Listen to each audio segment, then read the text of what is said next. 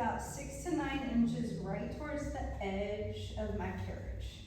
This would mimic being in a seated C-curve. Most people are going to need this ball. I would recommend it be there, and then you'll have the option to get rid of it if it feels like it's way too easy for them. I'm going to put myself in the same position, and I'm going to get the same setup. So let's start with parallel feet wide, just like we did.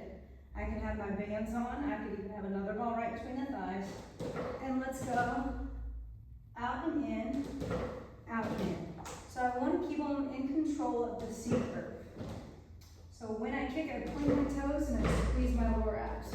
We'll do 1 full minute of jumping from this position and then a full on rest, close the carriage.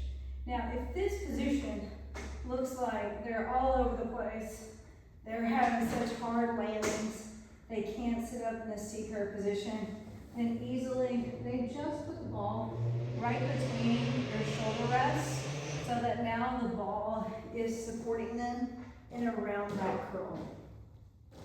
You have the choice to do all that we're about to do, either in seated C-curve or round back curl. Both can be challenging. So seated C-curve is going to be a little bit more challenging. Whenever we're laying down in a round back position, we just need to make sure they're not jumping like this. They're actually in a round back curl, holding their head really supportively, scooping their lower abs and feeling that tug in from their pelvic floor. So since we're here, let's go ahead and do the combos that we could do. My heels up high, parallel, first minute. It's just going to mimic exactly what you did with heavy legs. So then the next one would be zipping the thighs together. But instead of having my hands here, I might bring it down and up, or I might walk it out, in. I have a very light set of dumbbells, doing either, just so it's a little bit harder. So I can be reaching up, just like a chest press. I can be bringing it out like a fly. I can be circling the platter.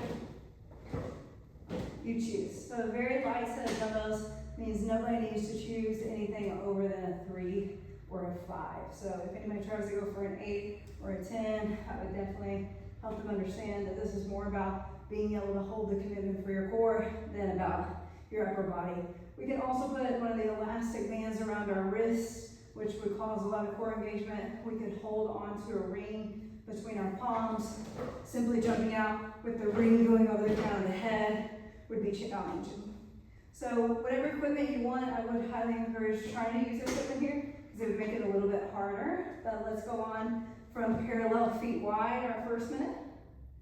Parallel feet together. Anybody that feels their neck just needs to be holding, even if they do one arm at a time. Maybe they'll alternate at that 30-second mark if you're doing any kind of upper body. Otherwise, the neck is the most important thing. So for minute 3, you're going to combine both. Parallel together, parallel feet wide. Parallel together, parallel feet wide. So your abs mimics the exact routine that you picked for your lower body.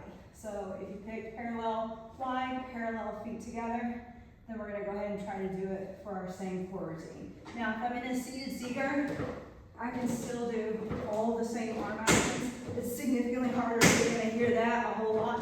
And if you're hearing that a whole lot, tell them first of all they need to scoot up just a little bit closer.